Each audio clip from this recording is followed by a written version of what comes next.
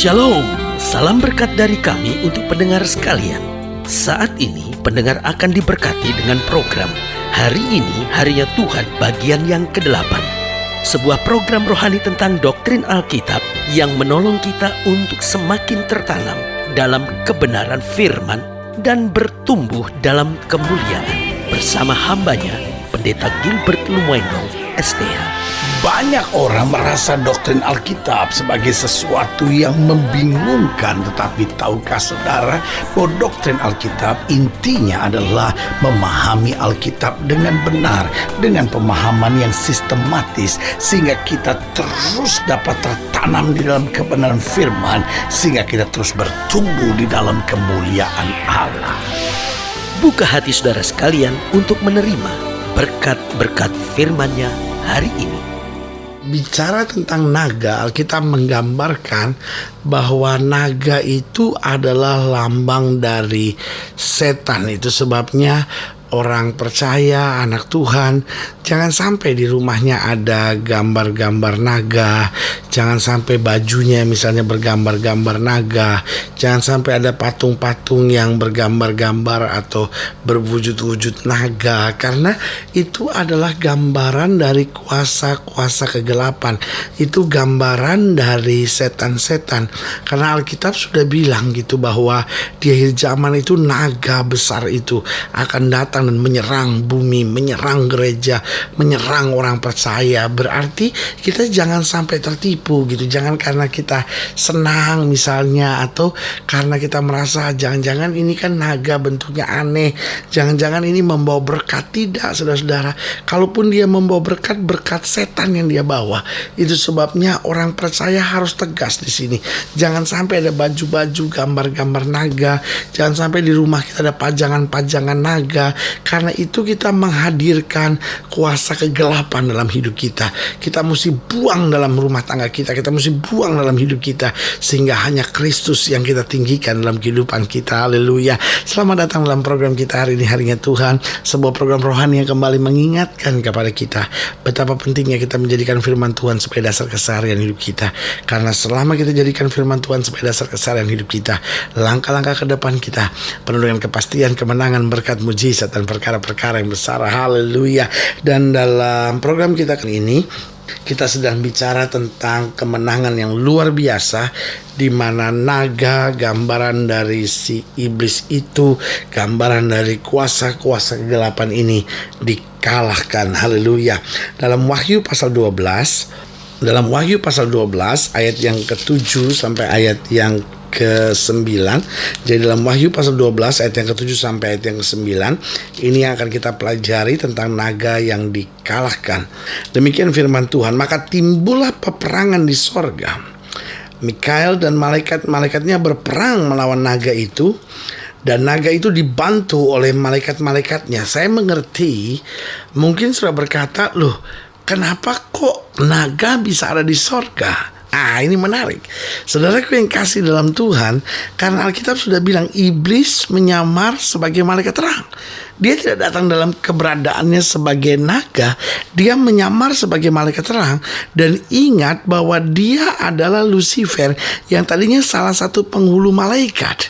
Nah, saudaraku yang kasih dalam Tuhan, melihat banyak orang percaya diangkat Tuhan dalam takhta, diangkat Tuhan dalam kemuliaan, diangkat Tuhan untuk masuk dalam pesta perjamuan kawin anak domba. Apa yang naga itu mau buat? Dia mau menyamar sebagai malaikat terang, lalu mau merampas sebanyak-banyaknya orang percaya yang ada di sorga. Tapi apa yang terjadi? Timbul peperangan di sorga. Mikael dan malaikat-malaikatnya berperang melawan naga itu, dan naga itu dibantu oleh malaikat-malaikatnya. Tetapi mereka tidak dapat bertahan. Mereka tidak mendapat tempat lagi di sorga. Dan naga besar itu, si ular tua yang disebut iblis atau Satan yang menyesatkan seluruh dunia, dilemparkan ke bawah. Dia dilemparkan ke bumi bersama dengan malaikat-malaikatnya. Nah, saudaraku yang kasih dalam Tuhan, lihat, saudaraku yang kasih dalam Tuhan, itu sebabnya kita harus tetap hidup dalam kebenaran. Kita tetap harus hidup dalam kesucian, karena kita akan menyaksikan hal-hal yang dahsyat dan luar biasa. Saudaraku yang kasih dalam Tuhan, sementara kita di bumi, kita tuh ngerasa seperti setan terus mencobai, setan terus menggoncangkan, setan terus terus menyeret hidup kita, setan itu terus membuat sengsara. Tetapi harinya akan tiba di mana kita lihat peperangan yang besar terjadi, di mana Mikael sebagai penghulu perang pasukan sorga memimpin peperangan itu dan membuang si ular tua dan dilemparkan ke bawah, dilemparkan pada penderitaan. Nah, saudaraku yang kekasih dalam Tuhan, ini hal yang menarik yang kita pelajari, di mana Lucifer akan dilemparkan dari kekuasaannya, dari kekuatannya, sehingga kemudian ia menjadi penguasa dunia, sehingga antikris akan mengambil alih, antikris akan memerintah dunia. Saudaraku yang kekasih dalam Tuhan, itu sebabnya kita sebagai orang percaya harus sungguh-sungguh make sure bahwa hidup kita benar. Kita harus pastikan bahwa hidup kita layak di hadapan Tuhan. Bukan hanya kita punya Alkitab di rumah, tapi kita betul-betul baca firman Tuhan. Bukan hanya kita tahu isinya, tetapi kita hidup di dalamnya. Kita praktekkan firman Tuhan di dalam hidup kita, karena firman adalah terang bagi kaki kita dan suluh bagi jalan kita. Artinya selama kita jalani firman Tuhan ini, maka jalan kita akan selalu terbuka, jalan kita akan selalu terang. Karena apa? Karena Kristus menjadi penerang yang abadi lewat firman-Nya dalam kehidupan kita. Itu sebabnya saudaraku yang kasih dalam Tuhan, kita akan menyaksikan hal yang besar ini, di mana setan akan dipermalukan, di mana hukuman akan dijatuhkan. Tapi saudaraku yang kasih dalam Tuhan, ketika semuanya ini terjadi, akan ada ucapan syukur dalam hidup kita. Apa ucapan syukur yang keluar dari hati kita? Bahwa yang pertama, dalam masa antikris kita sudah diangkat. Itu syukur kita. Itu sebabnya saudaraku yang kasih dalam Tuhan, kalaupun sudah ada tantangan, sudah belajar mengalah, ada persoalan, belajar berserah sama Tuhan. Jangan terus emosi, jangan terus salahkan semua orang. Ingat, kita sedang adalah masa-masa yang sangat penting. Kita sedang dipersiapkan Tuhan, kita sedang diproses Tuhan. Sudahlah, jangan terpengaruh, wah ini kan hal duniawi yang indah, yang menyenangkan, yang menarik, yang katanya membahagiakan, memuaskan hawa nafsu daging. Saudaraku yang kasih dalam Tuhan, itu kemudian semuanya akan menyeret hidup saudara, memisahkan saudara. Jangan sampai ketika trompet Allah berbunyi engkau tertinggal. Engkau boleh saja orang kaya, engkau boleh saja orang hebat, engkau boleh saja orang berpendidikan, tapi kalau trompet Allah berbunyi lalu engkau tertinggal, saudaraku yang kasih dalam Tuhan, engkau mau bertobat pun saudara tidak bisa jumpa pendeta lagi. Saudara mau ke gereja pun, gereja-gereja sudah diduduki oleh antikris. Sebagai hamba Allah, saya hanya mau ingatkan buat saudara, sekarang waktunya. Kalau mau sungguh-sungguh, sekarang waktunya. Kalau mau tinggalkan dosa, sekarang waktunya. Kalau menjadi suami yang baik, sekarang waktunya. Kalau sudah mau tinggalkan rokok, sudah mau tinggalkan alkohol, sudah mau tinggalkan meja judi, sudah mau tinggalkan hubungan pacaran dengan orang yang tidak seiman, atau lakukan hubungan seks sebelum nikah, sekarang waktunya. Karena harinya akan tiba di mana saudara akan tercengang dan berkata, Tuhan, kenapa orang diangkat dan saya tertinggal? Tetapi ucapan syukur kita bahwa ketika antikris memerintah, kita tidak ada lagi di sana, tetapi kita telah bersama dengan Kristus dalam pesta perjamuan kawin anak domba. Haleluya. Yang kedua, ucapan syukur kita bahwa kita mendapat anugerah untuk percaya pada Yesus. Itu ucapan syukur kita. Karena saudaraku, Alkitab dengan tegas bilang, bukan kamu yang memilih aku, tetapi aku yang memilih kamu. Alkitab berkata semua orang telah berdosa, hilang kemuliaan Tuhan. Tidak ada seorang pun yang mencari Allah. Berarti saudaraku yang kasih dalam Tuhan, kalau kita bisa percaya pada Yesus, kita kan gak bisa menepuk dada dan berkata, ini karena saya orang baik, ini karena saya orang kaya, ini karena saya orang pintar, mungkin Tuhan membutuhkan saya. Saudaraku yang kasih dalam Tuhan, Tuhan gak membutuhkan kita.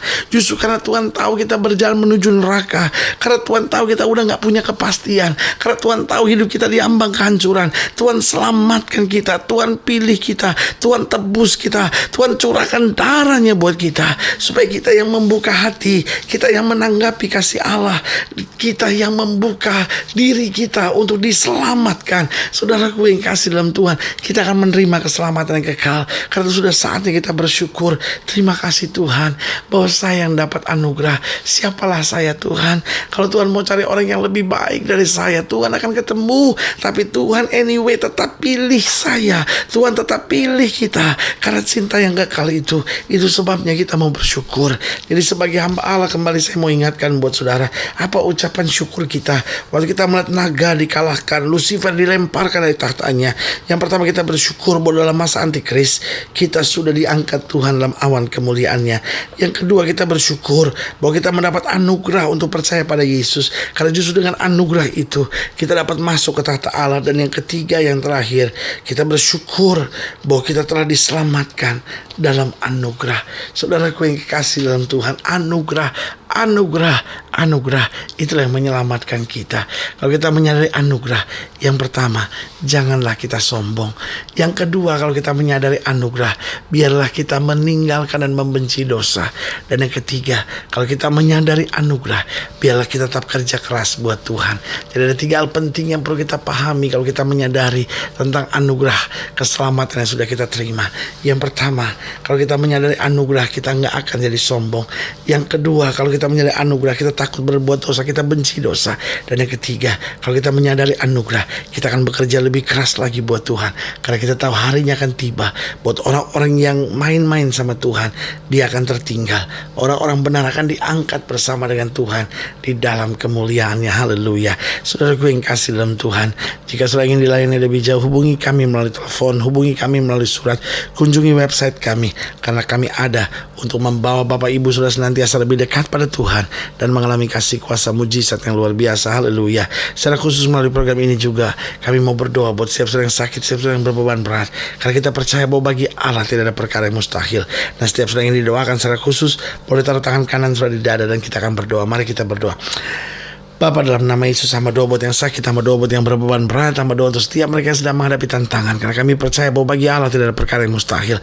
Bapa, hamba berdoa di dalam nama Yesus, Tuhan jamah, Tuhan bangkitkan iman kami, Tuhan bawa kami melihat kemenangan, mujizat dan perkara-perkara yang besar, karena kami tahu tidak pernah Tuhan gagal, tidak pernah Tuhan mengecewakan orang yang berharap kepadamu. Dan orang yang menantikan pertolongan, orang yang menantikan mujizat, orang yang menantikan kemenangan selalu mengalaminya di dalam Kristus. Di dalam nama Yesus kami berdoa. Haleluya. Amin. Saudaraku yang kasih dalam Tuhan, kita sudah berdoa. Ingat, Allah tidak pernah lalai menepati janjinya. Inilah saatnya buat kita untuk bangkit bersemangat, bersuka cita dalam menghadapi segala perkara, karena kita tahu Yesus mengasihi kita. Yesus punya rencana yang indah buat hidup kita, dan Yesus tidak akan pernah mengecewakan kita. Doa saya menyertai saudara. Sampai berjumpa pada program berikut. Jangan lupa, jadikan hari ini harinya Tuhan. Haleluya.